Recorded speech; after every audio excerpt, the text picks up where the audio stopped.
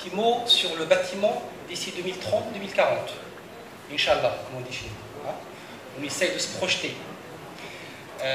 Moi, j'ai une équipe de recherche qui travaille là-dessus, avec notamment les entreprises. Ce n'est pas de la recherche fondamentale, c'est des choses très pratiques. Et on commence à voir à peu près à quoi va ressembler le bâtiment d'ici 2030-2040. Mais avant d'arriver là, moi j'interroge beaucoup ce mot bâtiment intelligent. Pour moi, ça ne veut rien dire. Et pour être complet, pour moi, c'est une faute de traduction. Smart building, on l'a traduit en français, bâtiment intelligent. C'est une fausse traduction.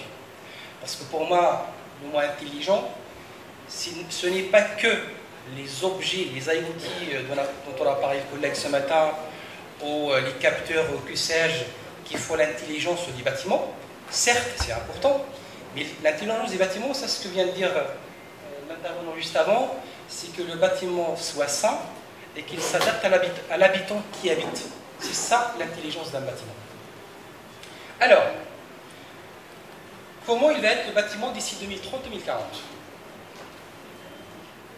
Pour moi, ça va être d'abord une plateforme de service.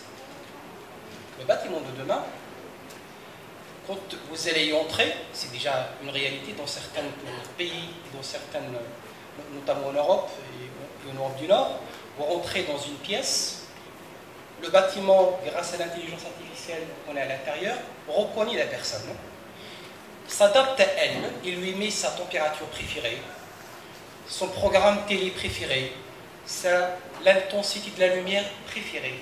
C'est le bâtiment qui s'adapte à nous sans qu'on fasse rien du tout. C'est ça la plateforme de service dont je parle.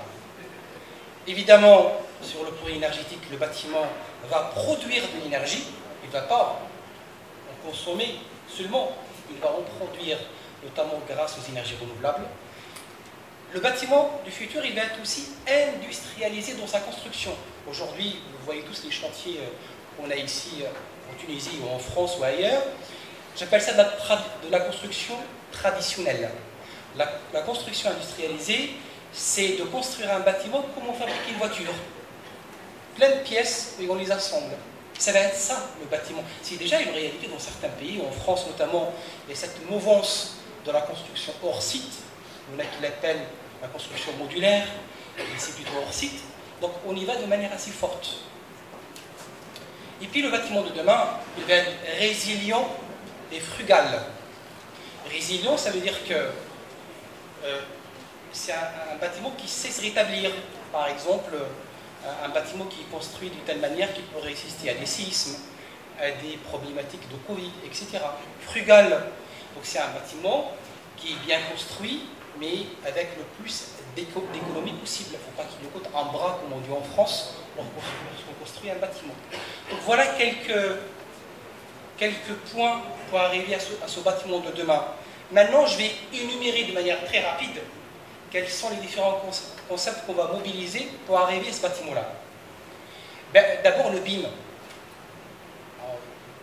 On va en parler aujourd'hui. Le BIM est très important. C'est la colonne vertébrale de ce futur bâtiment. Mais on est passé maintenant au stade du BIM connecté et au jumeau numérique. Le jumeau numérique, c'est le BIM ultime. Je vais en dire un petit mot juste là. C'est que le jumeau numérique, c'est de construire, c'est de prendre le bâtiment réel, de construire la même chose mais au numérique. Et donc, pourquoi ce jumeau numérique va nous permettre de faire des choses qu'on ne peut pas faire sur le bâtiment réel. Simuler, prédire les séismes, faire de la prédiction énergétique ou autre, grâce au jumeau numérique, qui est le BIM ultime pour moi, on arriverait à faire ces simulations-là. Il y a évidemment l'intelligence artificielle, on en parle beaucoup, mais elle arrive de manière assez forte dans le bâtiment. Moi j'ai pas mal de projets de recherche là-dessus avec des entreprises comme EDF, comme la SNCF par exemple. Aujourd'hui, il y a un point qui est bien maîtrisé par l'intelligence artificielle dans le bâtiment, c'est dans le domaine de l'architecture justement. Aujourd'hui, optimiser l'espace dans un bâtiment, c'est plus l'affaire de l'architecte, il confie ça à la machine. L'intelligence artificielle nous permet d'avoir plusieurs variantes, par exemple, d'optimisation de l'espace dans un bâtiment, de manière très très intéressante, par exemple. On peut faire des prédictions énergétiques grâce à l'intelligence artificielle. Le bâtiment hors site, comme je vous ai dit, ça va être comme construire une voiture dans le futur. C'est déjà le cas en Europe. On construit des gratte-ciel maintenant. Pas des gratte-ciel, non. Des bâtiments qui dépassent les 40 étages, jusqu'à 60 étages, que par un jeu de Lego, comme on fabrique une voiture. La robotique sur un chantier, c'est une réalité aujourd'hui. Les tâches répétitives maintenant sur chantier en Europe, les grands chantiers, on confie ça à des robots. Voilà. Ce n'est pas l'ouvrier qui va vous construire un mur en maçonnerie. C'est un robot qui le fait aujourd'hui. C'est une réalité.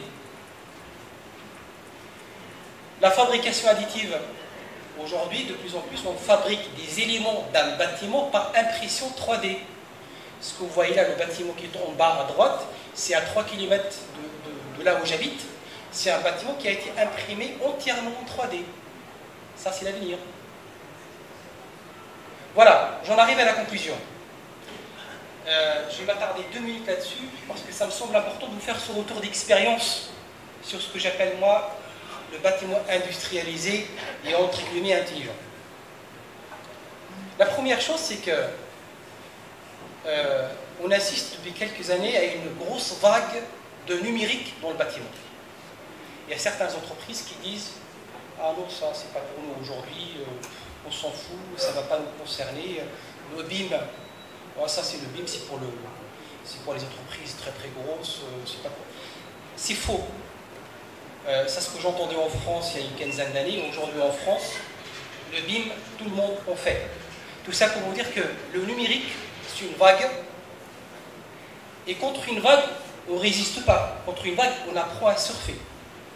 Donc les entreprises doivent s'emparer tout doucement, évidemment, du numérique. Et c'est très important. Le deuxième point, j'appelle ça en France, c'est un mot qui m'appartient, soyons Jules Vernistes. Je ne sais pas si vous connaissez Jules Verne. Jules Verne, il y a un siècle, il parlait déjà de progrès. Il n'avait pas peur du progrès, il adorait ça. Donc soyons Jules Vernistes. Le deuxième point, la technologie, ce n'est pas une fin en soi.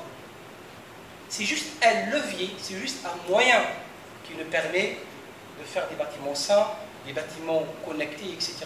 Mais ne pensez pas qu'il faut absolument qu'on ait de la technologie dans le bâtiment. Ce n'est pas une fin en soi, c'est juste un moyen. Voilà. L'importance de l'usage, je pourrais vous faire une conférence sur l'usage parce que c'est quelque chose de très très important, mais pour résumer, il faudrait qu'on bâtisse des bâtiments qui s'adaptent aux gens qui habitent à l'intérieur et pas l'inverse. Je vous laisse un peu réfléchir à ça.